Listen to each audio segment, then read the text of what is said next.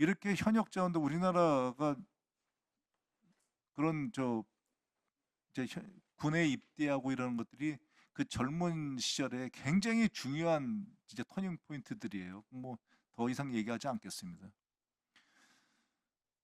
제가 찾아봤더니 그 두 가지입니다. 우리나라 국적 취득자들이 있잖아요. 그 여러 가지로 이민해 와서 이 국적 취득자들인데 국적 취득자들은 본인들의 선택에 의해서 그 복무를 하죠. 네, 그렇습니다. 우리나라 대한민국 국민인데 그렇게 해야 됩니까? 음,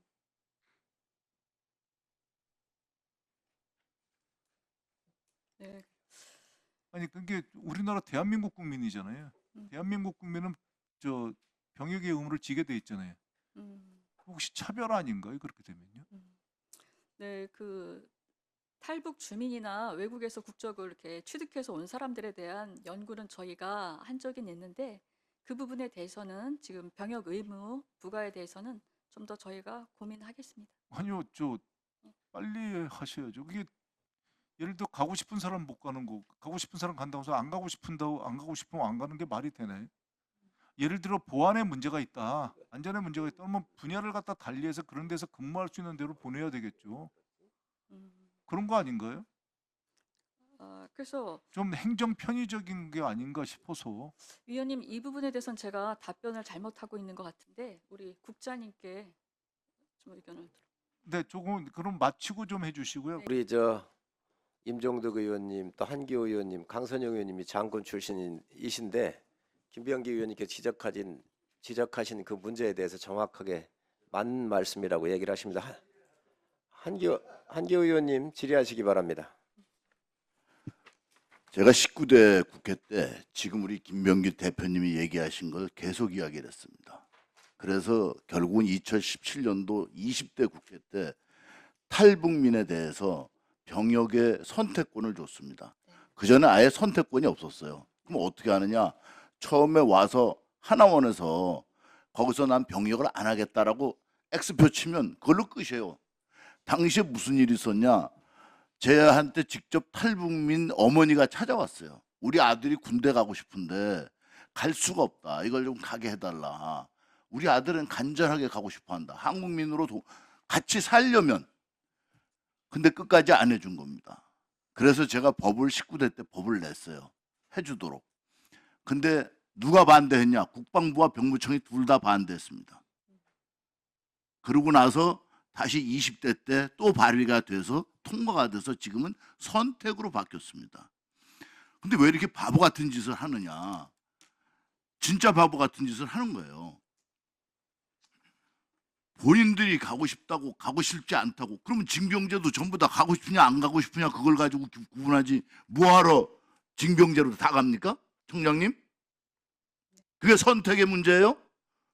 국민의 한 사람으로서 의무의 문제지. 한번 도표를 보세요. 지금 저렇습니다. 2017년도까지 해서 법이 발의되고 나서 이제 선택권을 주니까 금년도도 한 명밖에 없어요. 다음.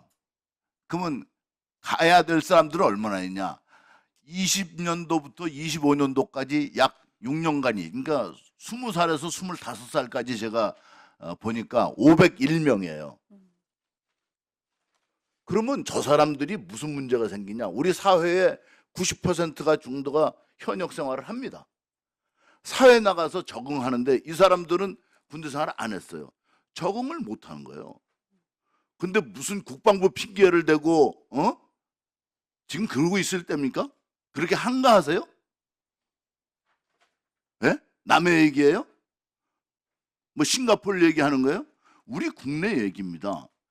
그러면 왜 바보 같다고 제가 얘기하냐면, 그렇다면 국내 와서 5년 정도 거주가 된 사람은 입영을 시킨다는 조건을 다루면 되지 무슨 선택권으로 해요. 그거는 공권을 가지고 있는 국가의 태도가 아닙니다.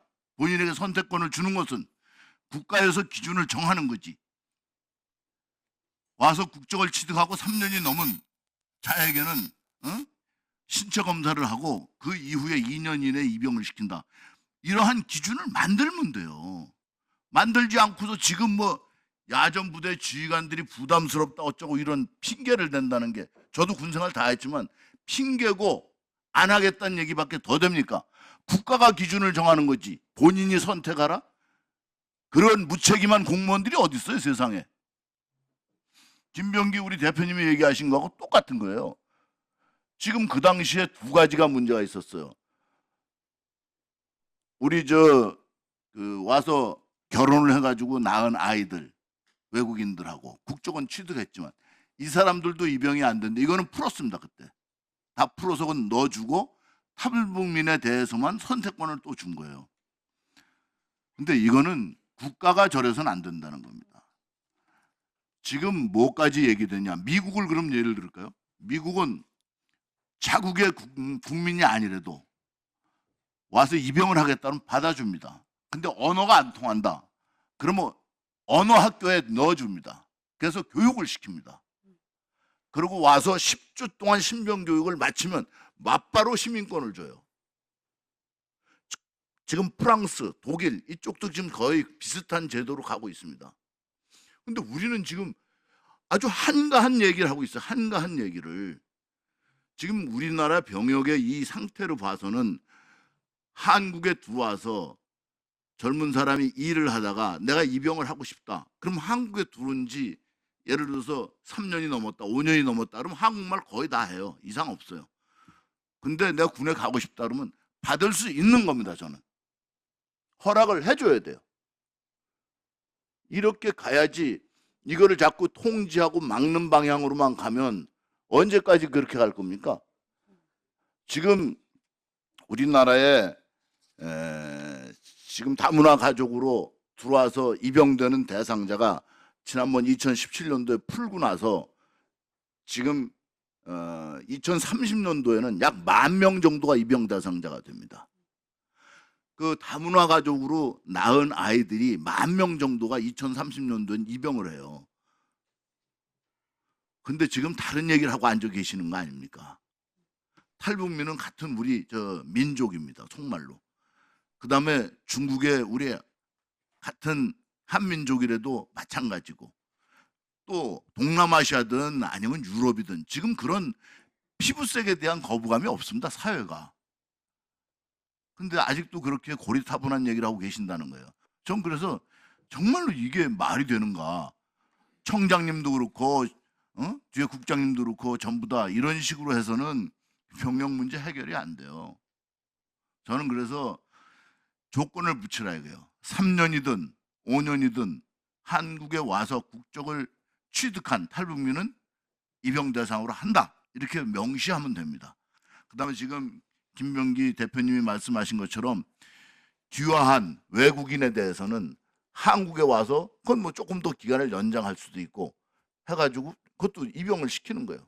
그다음에 연령은 언제까지 할 것이냐, 이 제한에 대한 것도 다 구체적으로 좀 연구해서 대안을 내놔야지. 병력이 모자라서 이 난리인데 이것도 막고 저것도 막고 다 막아버리면 그거는 사실 공무원으로서 잘못하고 있는 거예요.